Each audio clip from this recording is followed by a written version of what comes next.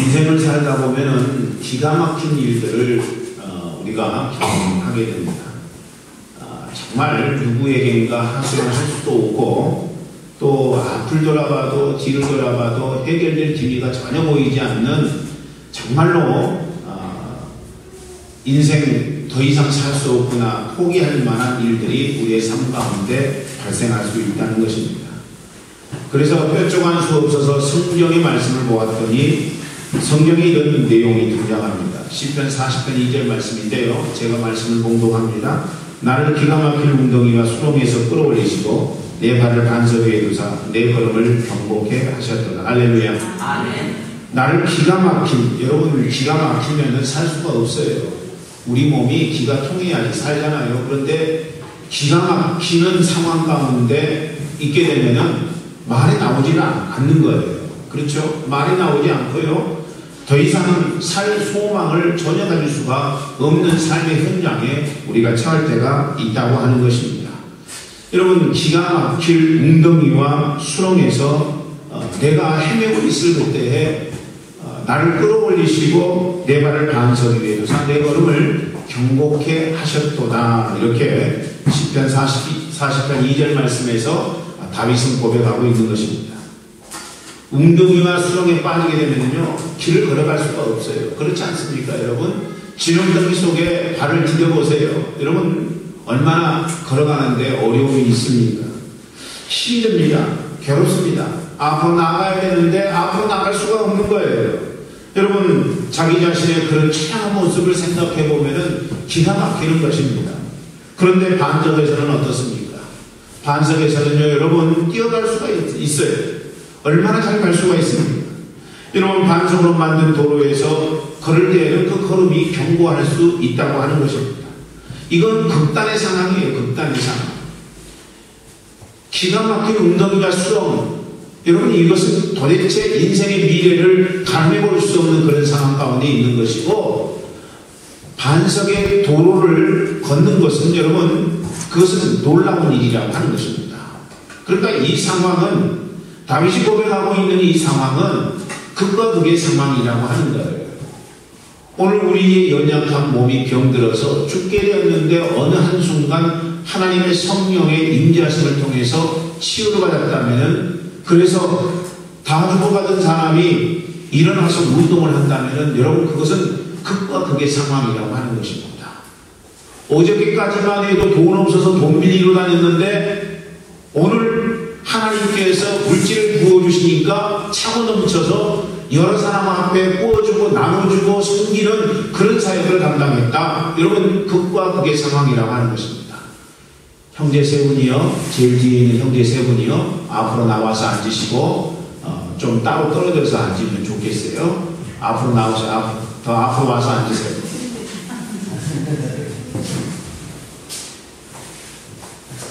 움직이지 않는 형제요, 움직이시기 바랍니다. 우리 형제 세 명이 한 자리에 이렇게 뒤쪽에 앉아 있으면은 제가 무척 신경이 쓰여요. 왜 그러냐면은 뭐 할까? 설교 말씀을 들을까? 그런데 이제 저 시대의 아이들은 이렇게 핸드폰, 스마트폰으로 자기 할까 하면서 또 기도는 또 다 설교를 듣는다네요. 나는 잘 모르겠는데 저는 그게 안 되거든요. 하긴 저 어렸을 때 라디오 끼고 공부를 하면은 우리 어머니가 그러셨어요. 그래가지고 공부가 되냐?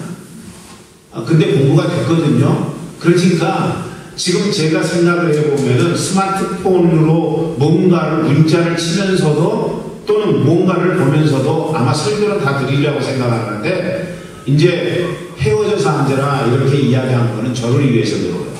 분명히 설교 말씀 듣고 또 은혜가 되면 아멘 할 줄로 믿지만은 그러나 제가 그 모습을 바라볼 때 무척 불편하거든요. 그래서 저를 위해서 따로 떨어져서 앉게 했으니까 우리 청소년 3인방 미안하게 생각하고 이해를 해주시기를 부탁을 드리고 다음번에부터는 같이 앉지 마세요. 네?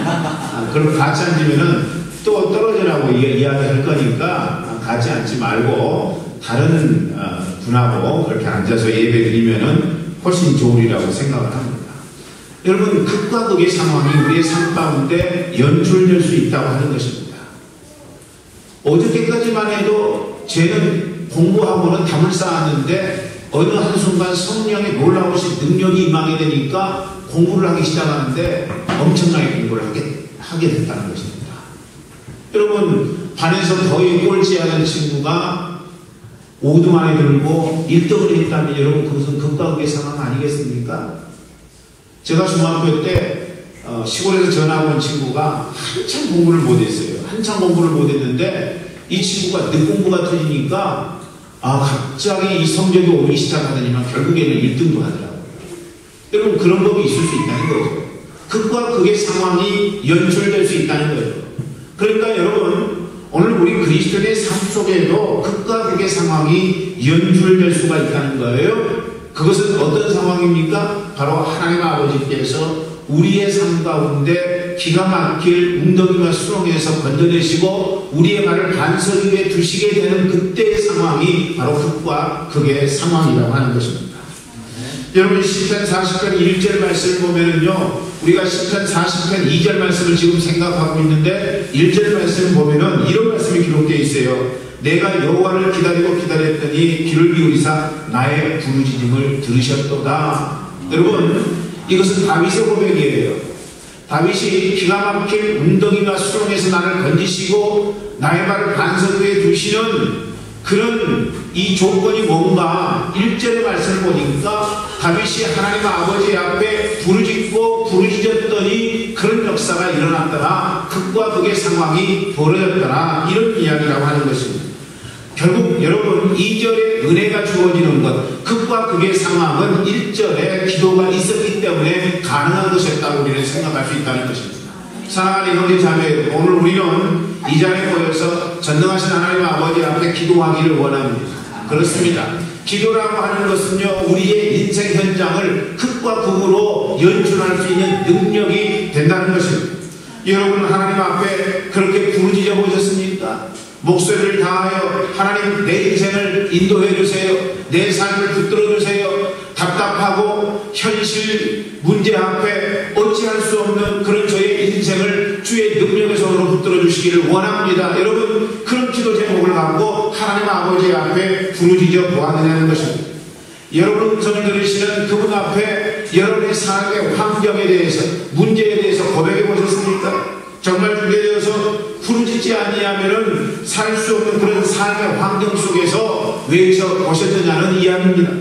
저는 오늘 강조하고 또 강조해도 부족하지 아니한 그리스도인의 자존심, 기도에 대해서 말씀 나누려고 합니다.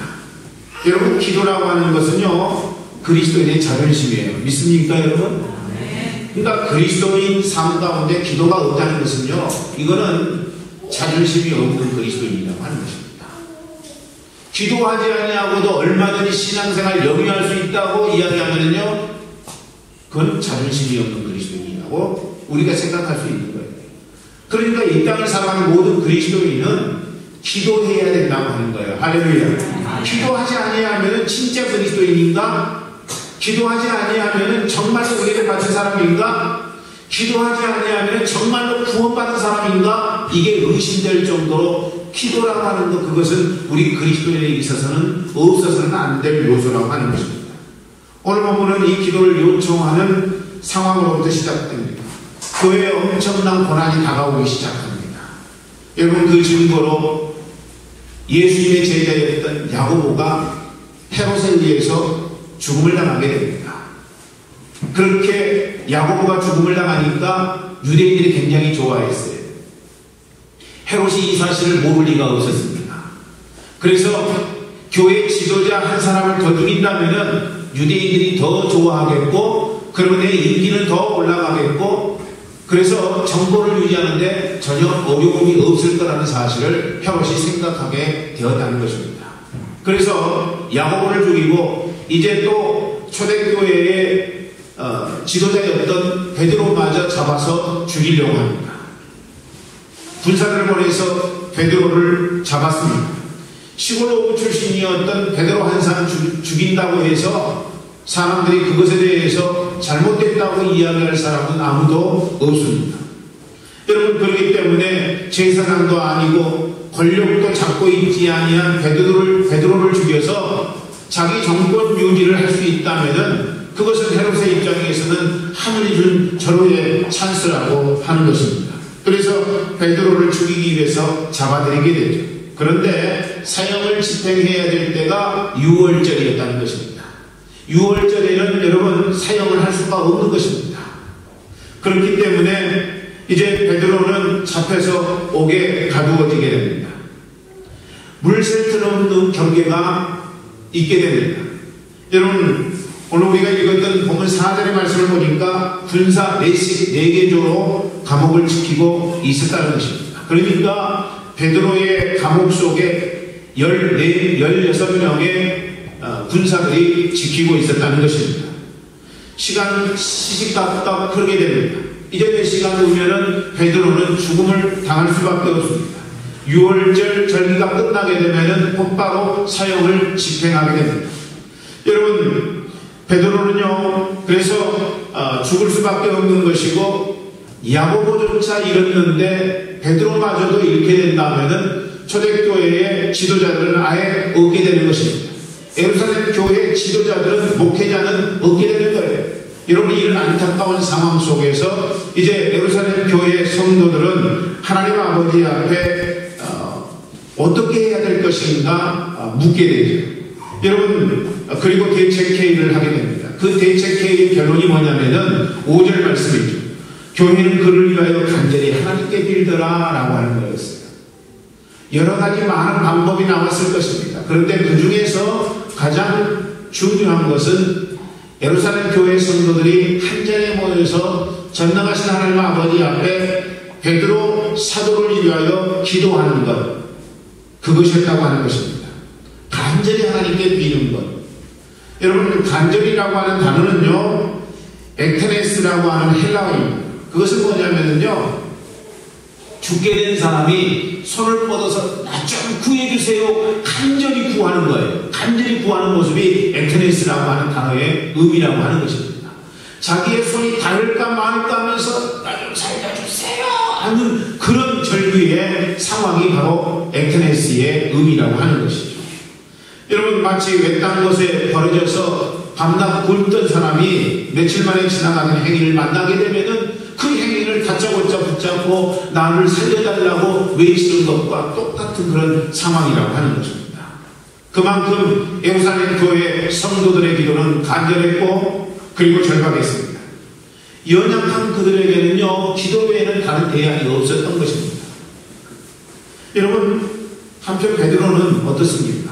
그렇게 예루살렘 교회 성도들이 전능하신 하나님 아버지 앞에 베드로 사도를 좀 살려달라고 간절하게 손을 뻗어서 좀 내 손 좀 잡아주십시오 라고 하는 그런 죽어가는 사람이 애처롭게 구하는 그런 기도를 예루살렘 교회 성도들이 드리고 있는 그 상황 속에서 베드로는 어떻게 행동하고 있느냐는 것입니다. 여러분, 오늘 본문의 말씀을 보니까 베드로는 그때 상황에서 깊은 잠을 자고 있다고 성경은 진술합니다. 놀랍지 않습니까? 여러분, 베드로가 바보가 아닌 이상 내가 내일 죽을 거다라는 사실을 몰랐을까요? 분명히 알았을 것입니다. 알았어요. 그렇다면 속없는 사람입니까? 아니요, 그렇지 않습니다. 내일 죽을지 모를 일인데 잠을 자는 그런 상황, 무엇으로 설명할 수 있을까요? 깊은 잠을 잤다고 그렇게 성경은 이야기하고 있습니다. 마치 여러분, 요나가 깊은 뱃속에 들어가서 잠을 자듯이 지금 베드로도 잠을 청하고 있다는 것입니다. 여러분, 천사가 깨웠어요. 그래서 옆구리를 치면서 깨웠다고 하는 것입니다. 무엇이 베드로로 하여금 이렇게 배짱이 있는 평안을 누리게 한 것일까요? 생명을 포기한 것일까요? 여러분, 생명을 포기하게 되면요, 그런 평안이 때때로 올 수도 있습니다. 그와 같이 베드로가 생명을 포기했을까요? 성경에 보니까 바울은 신라와 함께 감옥에 갇혔는데 주님 앞에 찬송을 올립니다. 그때 그들의 찬송은요, 살기 위한 찬송이 아니에요. 여러분 아세요? 살기 위해서 주님 앞에 영광 돌리면 찬양하면은 주님께서 혹시 그 찬양을 들으시고 살려줄까 하여 찬송한 게 아니라고 하는 것입니다. 바울과 실라가 찬송한 것은요, 여러분 주를 위해서 복음을 전하다가 감옥에 갇혔다라고 하는 그 영광스러운 주님 앞에 찬양을 올린 거예요. 여러분 살기 위해서 주님 나 좀 살려주세요 그렇게 찬송한 게 아니라니까요. 내가 복음 전하다가 감옥에 갇혔으니 얼마나 영광스러운 일인가, 주님 찬양 받으세요. 여러분 이런 의미로 바울과 실라가 하나님 아버지 앞에 영광의 찬송을 올렸다고 하는 것입니다. 감옥에 갇혔으면서도 찬송할 만한 주님의 그 놀라운 은혜가 그들의 마음 가운데 기쁨으로 역사되었기 때문에 그들은 하나님 앞에 찬송을 올린 거예요. 베드로 또한 여러분 체념에 잠을 잔 것이 아닙니다. 폭풍을 칠 때 배의 고물에서 주무시던 주님의 평안을 베드로는 익히 보고 배웠어요. 할렐루야. 주님과 함께 여러분 동행하면서 어느 한순간에 배를 타고 가는데 주님은 주무시고 폭풍우가 그냥 배를 뒤집을 만큼 큰 폭풍우가 몰려오더라는 것입니다. 그래서 베드로가 뭐라고 이야기해요? 주님, 우리가 죽게 된 것을 보시지 않습니까? 일어나세요. 그렇게 이야기하잖아요. 그러니까 주님께서 일어나셔서 뭐라고 말씀하세요? 믿음이 없는 자다. 믿음이 없는 자다. 우리 주님께서 제자들에게 뭐라고 말씀하셨어요? 너희가 믿음이 없구나. 만왕의 왕이요 만주에 주 계신 예수 그리스도께서 지금 배에서 주무시고 계시는데 그를 믿는 믿음이 있다면 어떤 폭풍우가 몰려온다고 할지라도 어떤 파도가 친다고 할지라도 그 속에서 너희가 평안을 누릴 수가 없었겠느냐. 우리 주님의 말씀이셨죠. 여러분 그때 베드로는 주님의 평안을 배웠다는 것입니다. 죽게 되는 절체절명의 순간에도 우리 하나님 아버지께서 나와 함께 하실 것이다. 우리 주 예수 그리스도께서 나와 동행하실 것이다 라고 하는 믿음만 분명하게 갖고 있다면 어떤 상황 속에서도 주님이 우리를 인도하실 거다라고 하는 주님의 그 놀라운 평안을 여러분 갈릴리 바다에서 베드로는 배웠을 것입니다. 그렇기 때문에 그는 죽음의 상황 속에서도 자기의 생명을 하나님께 맡기고 잠을 청할 수가 있었던 거예요. 아니 먼저 주님의 나라와 주님의 의를 구하면은 주님께서 모든 것을 더하여 주실 것이라고 하는 주님을 향한 믿음의 신뢰가 베드로에게는 있었을 것이라는 이야기입니다. 설사 주님께서 구원하여 주시지 않는다 할지라도 그 마음 심령 가운데 예수 그리스도의 죽으심과 부활하심과 주인 되심을 고백했기 때문에 천국에 갈 수 있다는 확신과 소망이 있었고, 그래서 지금 당장 죽는다고 할지라도 그 죽음이 그의 삶 가운데 대세를 운명 지을 만한 그런 영향력으로 좌우하지 아니했던 것입니다. 성도들의 하나님을 향한 간절한 기도와 베드로의 신실하신 주님을 믿는 믿음 때문이었을까요? 여러분, 베드로는 사모한 경계를 뚫고 이제 기적적으로 감옥에서 구출되어 마리아의 집으로 향하게 됩니다. 그런데 오늘 제가 여러분들에게 이야기하고자 하는 핵심은 바로 여기서부터 시작됩니다. 베드로가 문을 두드립니다.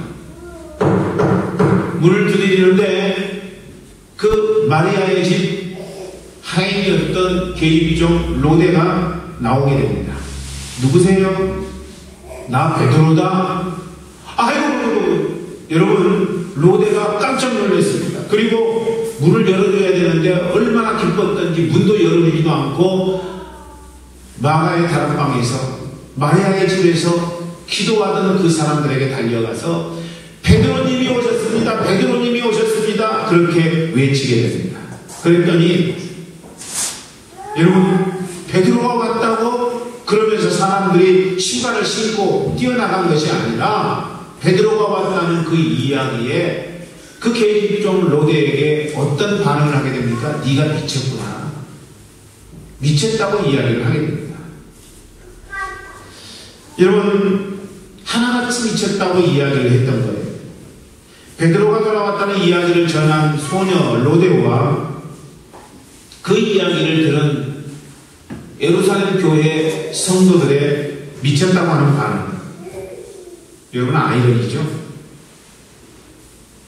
지금 여러분 예루살렘 교회 성도들의 반응은요, 있을 수가 없는 일이에요. 그래서 본문은 사도행전 12장의 기도 현장에서 유일하게 한 사람만의 이름을 소개합니다. 그 마가의 다락방에서 마리아의 집에서 하나님 아버지 앞에 부르짖으며 기도했던 그 많은 사람들의 이름 가운데 오직 로데 한 사람만을 기록하고 있다는 것입니다. 성경의 침묵은요, 항상 그 의미하는 바가 있어요. 그건 신앙인의 불신앙을 고발하는 것입니다. 그날 베드로가 감옥에 갇혔을 때, 그리고 내일이면 죽게 될 그런 절체절명의 위기의 순간에서 마리아의 집에서 모여서 기도했던 그 사람들의 불신앙을 성경은 우리에게 고발하기를 원하고 있다는 것입니다. 신앙이 있다는 자들의 기도는요, 살아계신 하나님 앞에 드리는 기도가 아닌 종교적인 행위에 불과했다고 하는 거예요. 사랑하는 형제자매 여러분, 오늘도 여러분은 종교적인 행위로 기도하시지는 않는가요? 살아계신 하나님 아버지 앞에 내 마음을 다하여 뜻을 다하여 정성을 다하여 당신은 정말로 살아계시는 하나님이시기 때문에 내 기도를 받을 줄로 믿습니다라고 하는 주님을 향한 믿음의 철저한 각오 속에서 기도하고 있는지, 아니면은 오늘도 한낱 종교적인 행사로 기도의 모습을 갖고 있는 것은 아닌지 우리가 생각해 보아야 된다는 것입니다. 뭔가 해야 한다고 하는 필요성, 당위성이 그들 기도의 현장으로 나가게 한 것은 아닌가. 여러분, 그리스도인의 자존심은 기도라고 했습니까? 기도해야죠. 기도해야죠.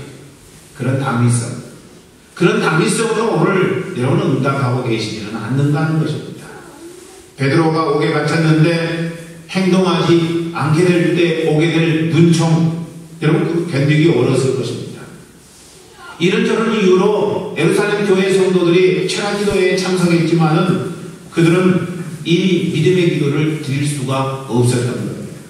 그러면 그들이 믿음의 기도, 살아있는 기도를 드리지 못한 이유는 어디에 있었을까요? 오늘 우리는 그 이유를 좀 파헤쳐 보아야 되는 거죠. 만약에 우리가 기도를 정말 살아계신 하나님 앞에 드리지 못하고 있다면, 그냥 종교적인 행위에 불과하다면, 기도가 오늘 우리의 인생 가운데서 장식품이 되고 있다면 그것은 분명히 이유가 있을 거라는 이야기죠. 제가 서두에 그리스도인의 자존심은 기도다라고 말씀드렸는데, 그렇게 중요한 기도를 내 마음을 다하여 신신하게 하나님 앞에 바치지 못하고 있다면 분명히 이유가 있을 거라는 거예요. 그 이유를 좀 생각해 보자는 것이죠. 그렇다면 신실한 기도, 믿음의 기도, 산을 옮길 만한 기도를 드리지 못하는 이유는 어디에 있을까요? 세 가지입니다. 첫째, 흉년이 들어 상업이 빈전한 상태에 있었기 때문이다라고 하는 것입니다. 11장 27절부터 30절 말씀 보면 그런 내용이 쭉 나오고 있습니다. 예루살렘 교회 성도들이 하나님 앞에 믿음을 갖고 전심전력하여 응답될 줄을 믿고 기도하지 못했던 종교적인 행위를 했던 그런 이유는 어디에 있느냐? 그들의 산업이 핍절했기 때문에 그렇다는 것입니다. 오늘날 많은 그리스도인들이요, 기도를 계속 못하거나 기도의 능력을 의심하는 이유는요, 바로 이것입니다. 자기에게 주어진 삶의 환경이 힘들어지면은 어떻게 해요? 적극적인 신앙 자세를 갖고 나가지 못하게 되더라는 것이죠. 여러분, 저는 여러분이 이걸 뛰어넘기를 소망합니다. 할렐루야. 뛰어넘으셔야 돼요. 뛰어넘으셔야 돼요. 내 인생 가운데 너무나도 처절한 고통의 순간이 다가올 수 있어요. 정말 말 그대로 19원짜리 한 장도 없을 때가 있을 수 있다는 것입니다. 여러분, 그래서 신앙이 뭐 이런 거야 하면서 우리 더 이상 기도할 용기를 갖지 못하게 되는 때가 있을 수 있다는 것이죠. 여러분, 사람들은요, 자기에게 주어진 삶의 환경이 힘들어지면은 그렇게 반응하게 되더라는 것입니다. 여러분, 우리가 그래서 이제 그때 상황 속에 해야 될 작업은 뭐냐면은 하나님을 무감각한 자로 우리가 대체하면 안 된다는 거예요. 그런 때일수록 더 믿음으로 나가야 돼요. 극복해야 된다는 것입니다. 여러분이 주위의 환경을 뛰어넘는 기도를 하게 되면요, 여러분은 하나님의 은혜를 체험할 수 있어요. 할렐루야. 하나님의 은혜를 체험할 수 있어요. 대부분 사람들이요, 하나님의 은혜를 체험하려고 할 때 포기하더라는 것입니다. 저는 여러분들이 그런 인생 살지 않기를 원해요. 여러분이 할 수만 있다면 뛰어넘으셔야 된다는 거예요. 저는요, 우리 교회 모든 성도들이 인내심을 갖고 주님 앞에 나아가기를 원합니다. 그 한 고비만 넘으면 되는데 그 한 고비를 못 넘어서 무너지는 사람들이 이 땅에 얼마나 많이 있느냐는 것이죠. 우리가 당하고 있는 고통이 아무리 기막힌 상황이라고 할지라도, 그런 고통이라고 할지라도 이 고통이 무의미한 고통이 아니라는 사실을 우리가 확신할 수만 있다면, 우리 하나님은 합력에서 선을 이루시는 하나님이라는 사실을 우리가 믿음으로 고백할 수만 있다면, 우리는 얼마든지 기다릴 수 있어요. 아멘. 그렇잖아요? 아멘. 눈앞에 있는 안개가 사라져서 곧 있으면 미래가 보이는데, 시야가 보이는데, 여러분, 그거 안개 없어지는 그 상황을 견디지 못하면은, 여러분, 우리는 어둠 속에 있을 수밖에 없는 것 아니겠습니까? 그런데 분명하게 안개를 거친다는 거예요.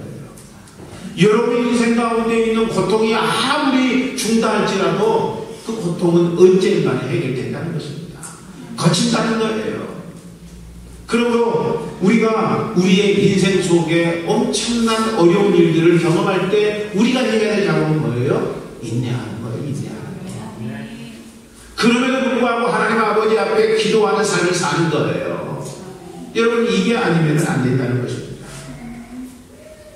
사람을 정말로 절망 속에 빠뜨리는 것은요, 그 고통이 전혀 무의미한 것이라고 생각할 때입니다.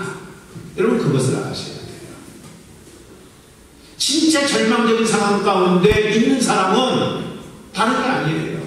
지금 내가 당하고 있는 고난, 지금 내가 당하고 있는 문제, 이것이 아무런 의미가 없다고 생각하는 사람, 이런 사람들이 여러분 절망적인 사람이라고 하는 것입니다. 어떤 고난 속에 있더라도, 아픔 속에 있더라도, 난 그런 일 경험하고 싶지 않아, 그런 생각 속에 사로잡혀 있다고 할지라도 이것이 분명 내 인생 가운데 나를 나되게 만드는 그런 도구가 될 거야 라고 믿음으로 그런 자기 인생의 문제를 바라볼 수만 있다면, 여러분, 그런 인생은요, 결국 하나님의 은혜를 체험하게 된다는 사실입니다. 저는 여러분이요, 산업의 적절함을 극복하고 종교적 행위가 아닌 살아있는 기도를 드리는 멋진 하나님의 백성 되기를 주의 이름으로 간절히 축원합니다. 아멘. 두 번째로는요, 야고보가 죽었기 때문이에요. 여러분, 12장 2절 말씀 보면은 야고보의 죽음이 그때 당시 예루살렘 교회의 성도들에게 얼마만한 영향을 미쳤는지를 우리는 분명하게 느낄 수가 있습니다. 사실 야고보의 죽음은요, 신앙의 실족을 의미하는 거예요. 야고보가 어떤 사람이에요?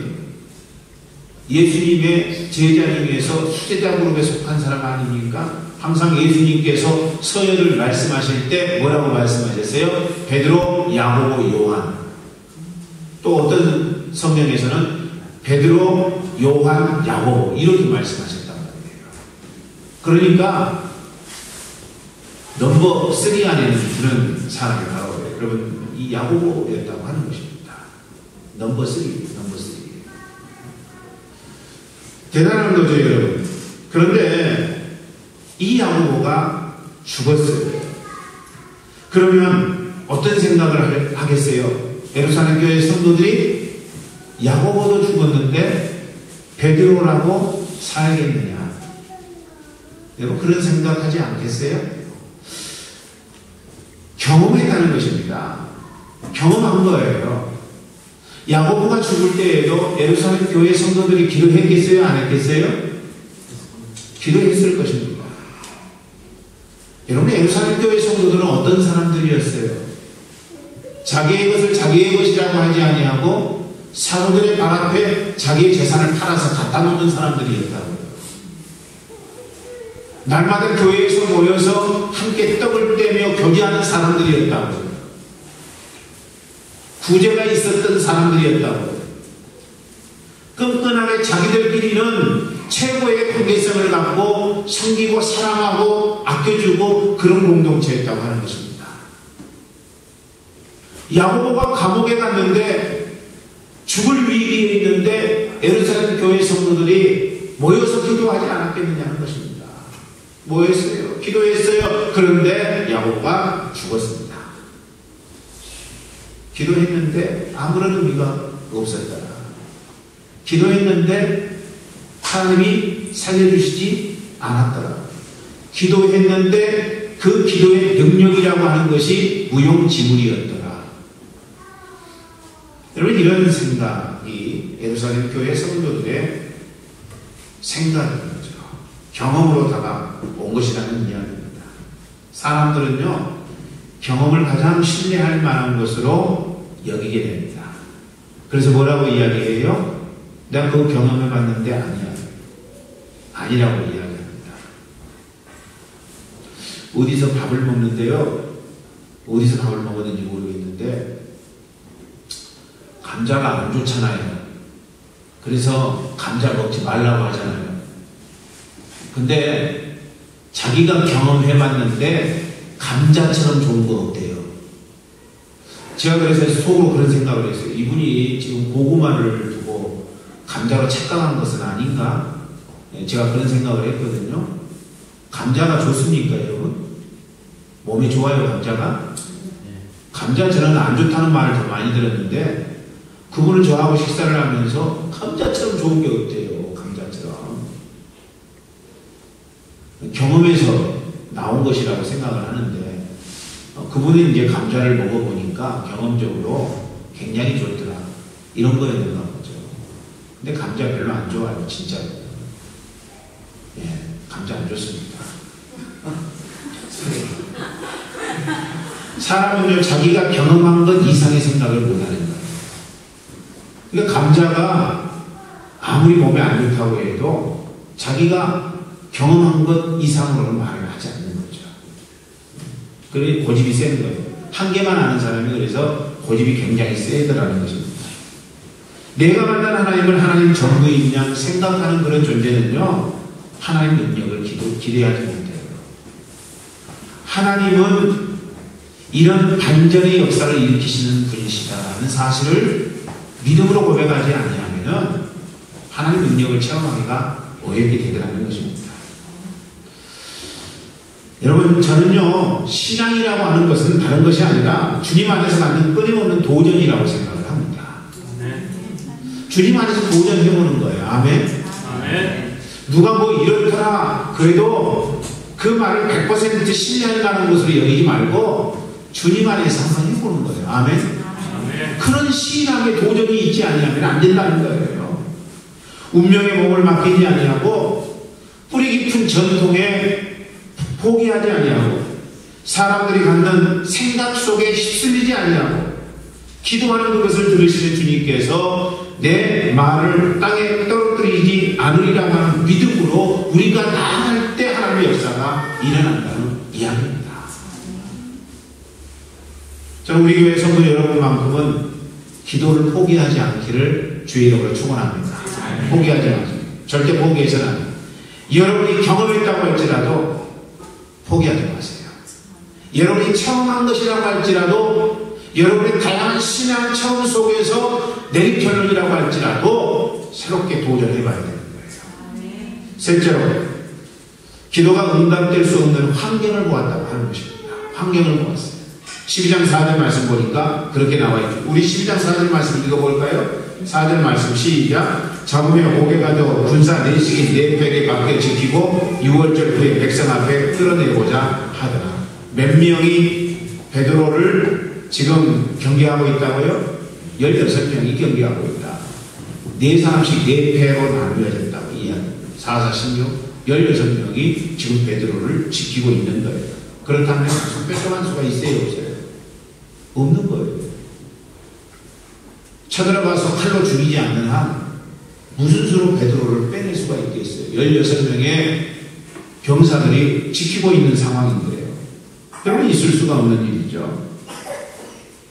이런 속에서 기도한다고 해서 하나님이 응답하겠느냐는 생각을 한 거예요. 그러니까 환경을 보면은 기도해요. 이거는 응답 안 돼. 때때로 이 중병이 걸리게 되면요, 이거는 기도해도 안 될 병이에요. 병원에 가요. 병원에. 여러분 그렇게 생각하는 분들이 있을 수 있습니다. 저는요, 물론 하나님 앞에 기도하면서 의사의 치료도 받아야 된다고 생각하는 사람 중에 하나입니다. 그런데 어떤 때 하나님이 성령의 강권하심을 통해서 모든 의술을 다 포기하고 전적으로 하나님 앞에 기도하기를 원하는 때가 있더라는 거예요. 그때는 기도해야죠. 의사의 손에 맡기지 아니하고 전능하신 하나님 앞에 맡기게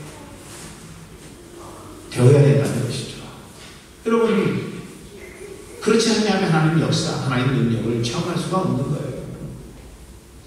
하나님이 어느 날 제 마음 심령 가운데 그 사람 수술하면 안 돼 하는 그런 음성을 들려주셨어요.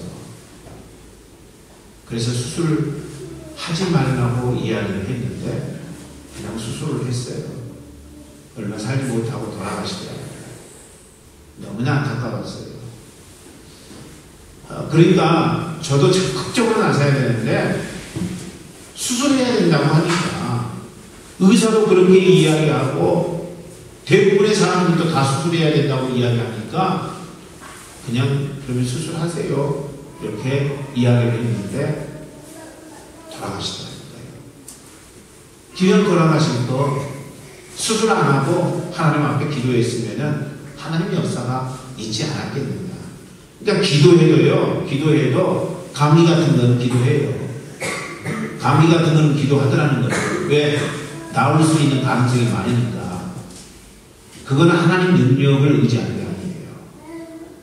그냥 의술이나 약품이나 어쩌다가 그냥 항체가 생겨서 감기를 낫게 하는 그런 것에 의지하는 거죠.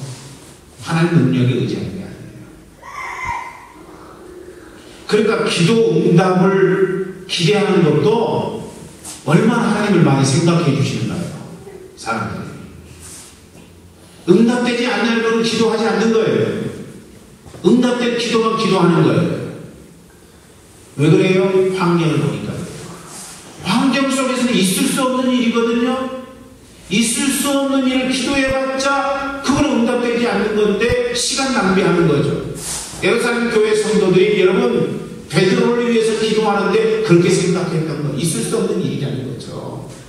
베드로가 이제 감옥에서 나오게 된다는 것 이것은 인간의 힘으로는 가능하지 않아. 여러분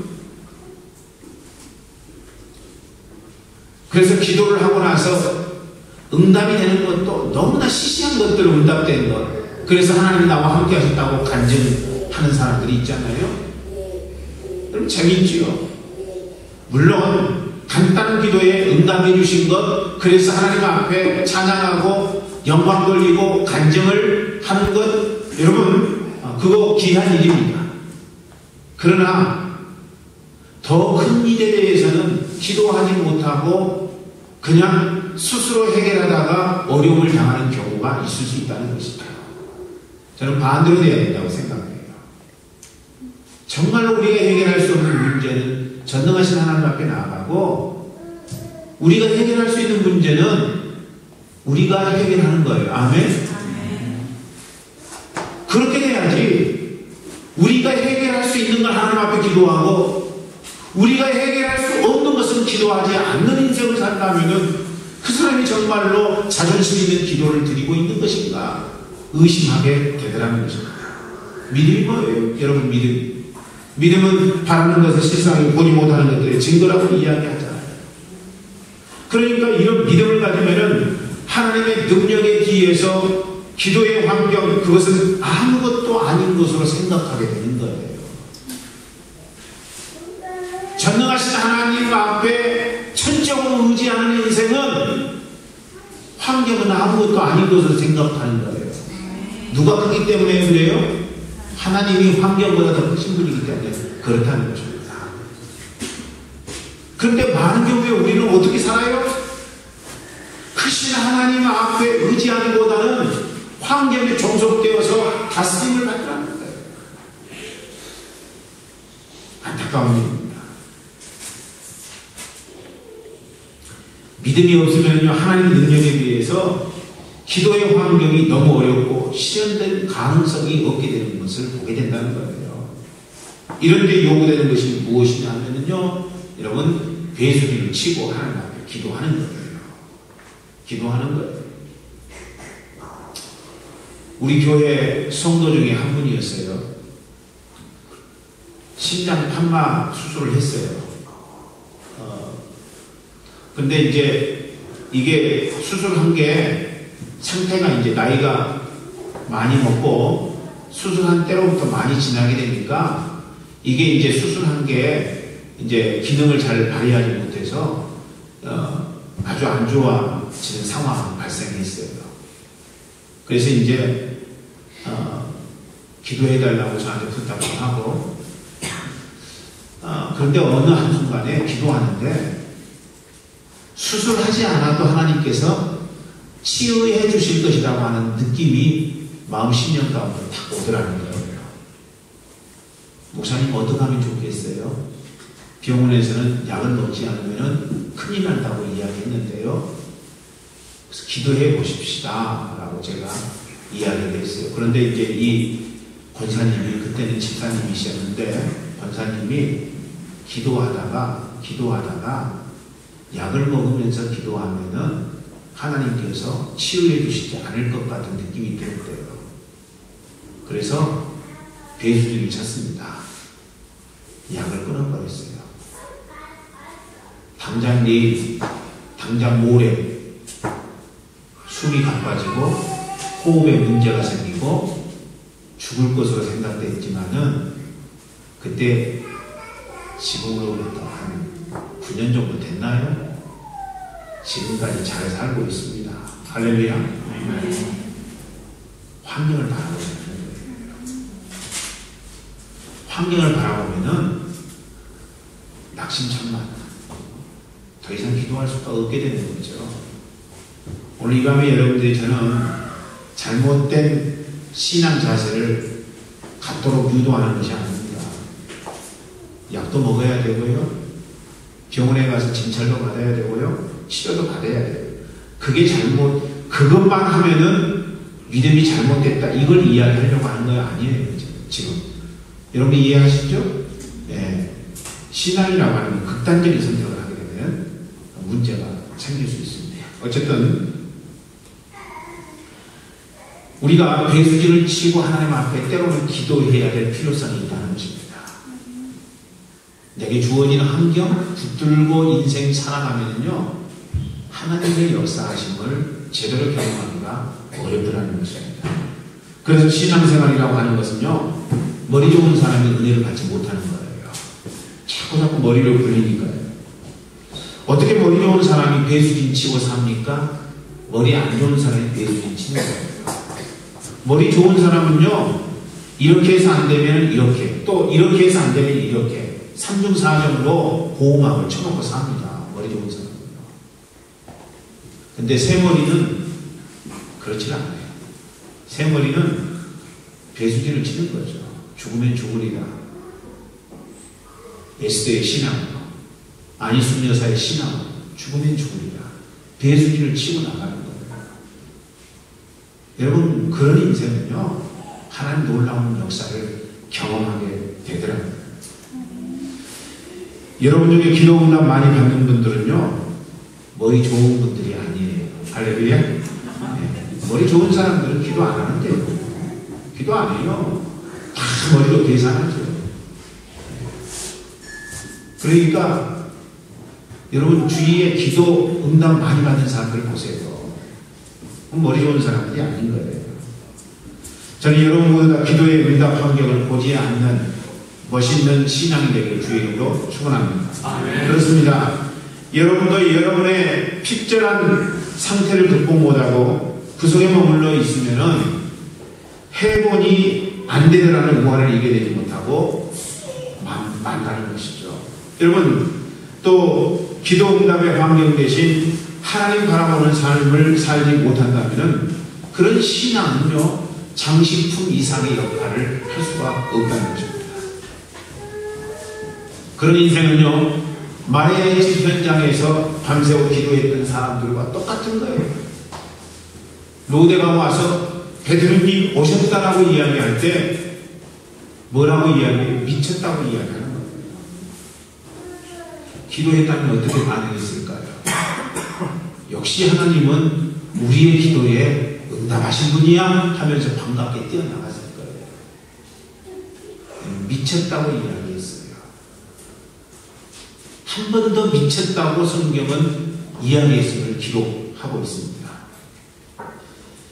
로데는 기도하는 법조차 모르는 15세 소녀였어요. 그러나 이 소녀는 믿으면 그대로 될 줄 아는 믿음이 있었습니다. 하나님께 아뢰면 하나님이 들어주시리라고 확신했습니다. 여러분 오늘 이 밤에 어떤 사람이 되기를 원하십니까? 소녀 로데가 되기를 원하십니까? 아니면 내노라 하는 믿음이 있다고 하는 사람들, 그러나 그 사람들이 마리아의 집에서 기도할 때 하나님이 응답해 주셨건만 그 응답을 확신하지 못하고 네가 미쳤구나 라고 손가락질하는 신앙인의 불신앙과 같은 그런 삶 가운데 여러분 거하시겠습니까? 우리가 결정을 해야 될 문제예요. 기도하겠습니다.